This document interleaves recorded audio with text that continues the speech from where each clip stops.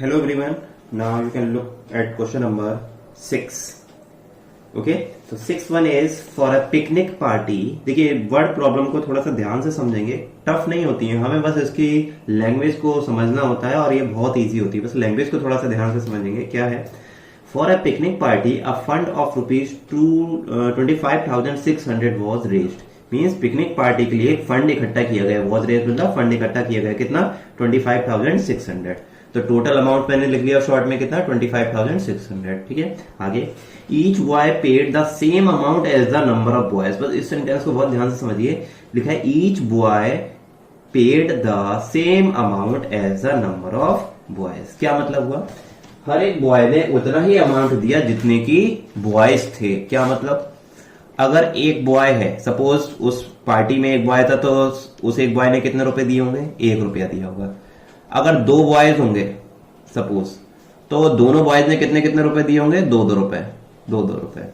3 boys होंगे तो तीनों बॉयज ने कितने कितने रुपए दिए होंगे? 3 रुपए, 3 रुपए, 3 रुपए।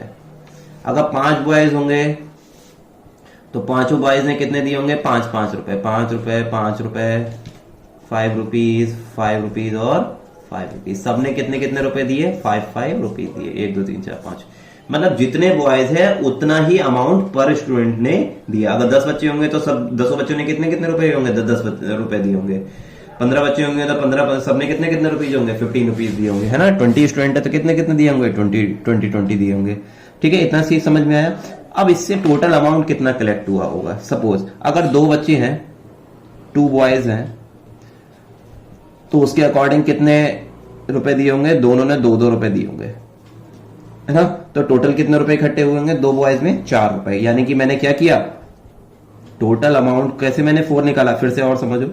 सपोज 5 बॉयज हैं, 5 बॉयज हैं, तो सबने कितने कितने रुपए होंगे? पांचों ने 5-5 रुपए दिए होंगे। तो कितने रुपए इकट्ठे हुए होंगे? अब आप एक सोचो, 5 बॉय है, एक बॉय ने 5 ही रुपीज दिए होंगे, तो 5 बॉय के कितने रुपीज हो गए? 25 रुपीज हो गए, नहीं हो गए? देखिए, तो टोटल अमाउंट एक तरीके से फॉर्मूला क्या बना? टोटल अमाउंट का फॉर्मूला बना नंबर ऑफ बॉयज की मल्टीप्लाई मैंने किससे कर दी?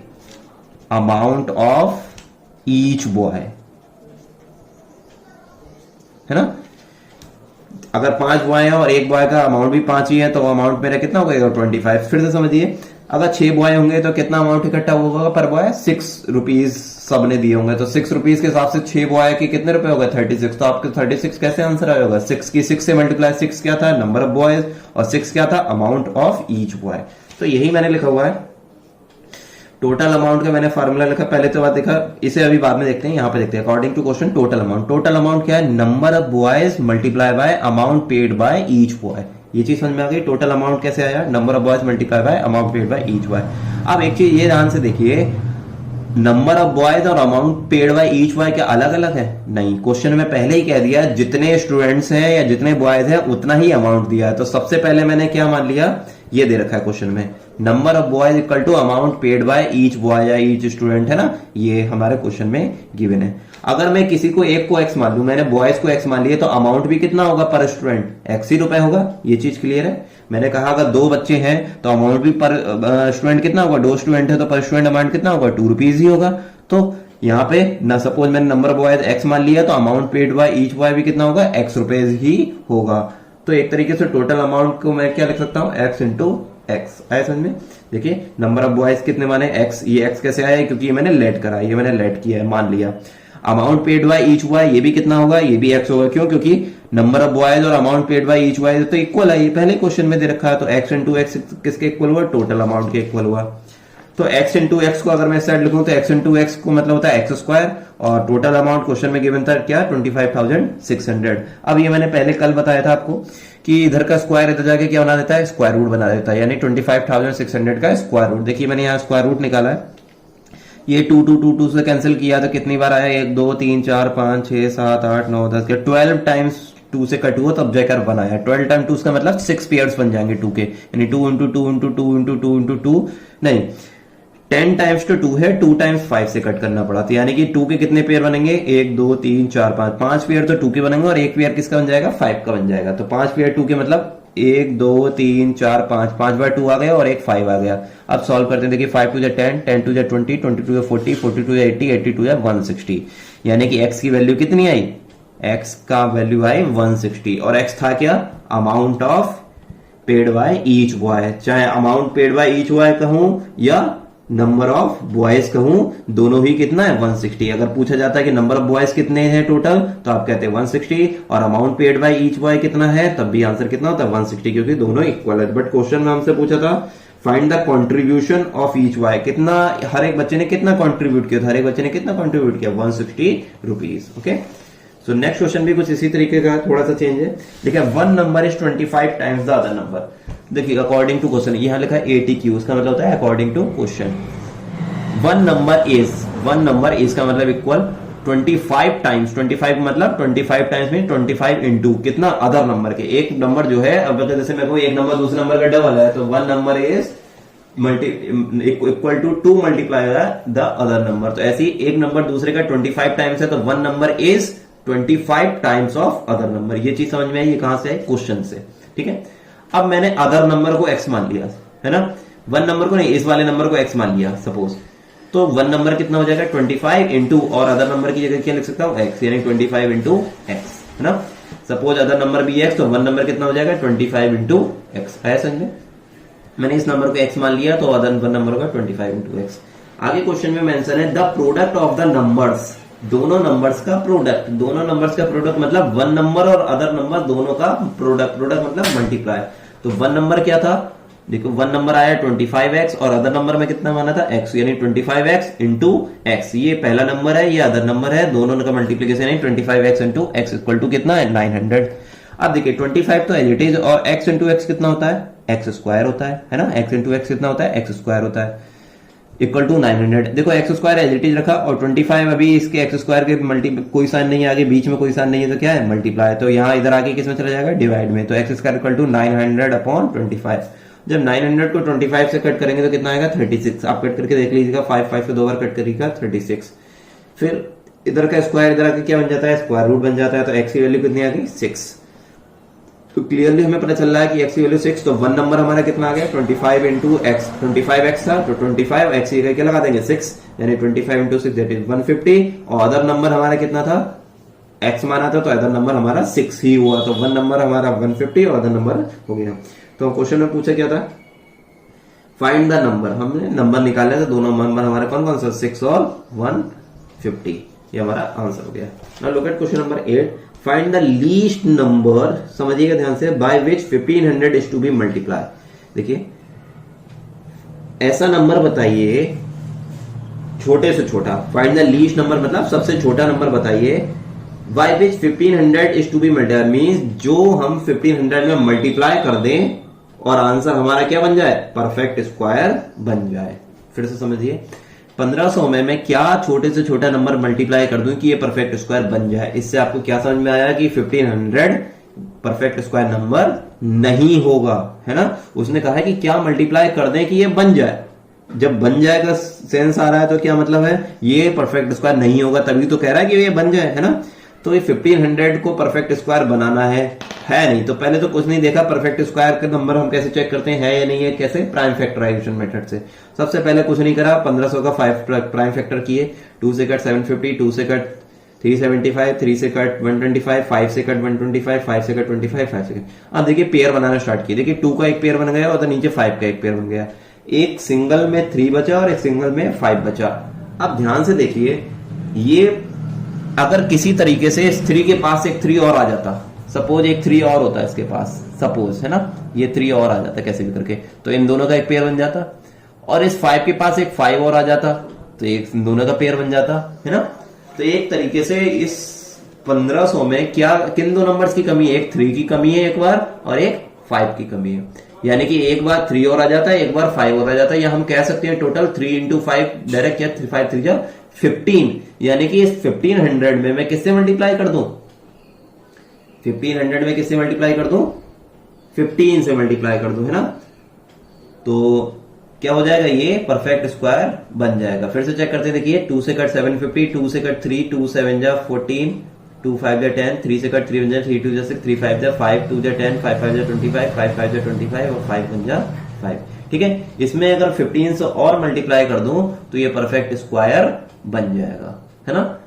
तो मैंने क्या लिखा है, So 1500 should be multiplied by the 15 to make it perfect square. कि अगर मैं इसमें 15 से मल्टीप्लाई कर दूं तो ये परफेक्ट स्क्वायर बन जाएगा। ये तो हमारा इतना आंसर होगा। बट आगे अभी पूछा है find the square root of the number obtain. अब अगर मैं इसमें 15 से मल्टीप्लाई कर दूं तो जो नंबर आएगा उसका स्क्वायर रूट कितना आएगा, ये पूछा है ना। अगर मैं इसमें 15 से मल्टीप्लाई कर दूं, ये देखिए क्वेश्चन यहाँ पे मैंने थोड़ा इनकम्प्लीट छोड़ दिया है, मैंने यहां तक तो सॉल्व कर दिया है कि व्हाट शुड बी मल्टीप्लाई, तो कितना 15 should be multiply two make it perfect square. लेकिन मल्टीप्लाई करने के बाद जो नया नंबर आएगा उसका स्क्वायर रूट कितना होगा, तो पहले मल्टीप्लाई करने के बाद देखिए सॉल्व करते हैं। सो 1500 की किससे मल्टीप्लाई करेंगे, 15 से, तो आंसर कितना आना चाहिए, देखिए 2 जीरो तो एज इट इज, और 15 जो क्या होता है 225, तो ये नया नंबर इतना आया।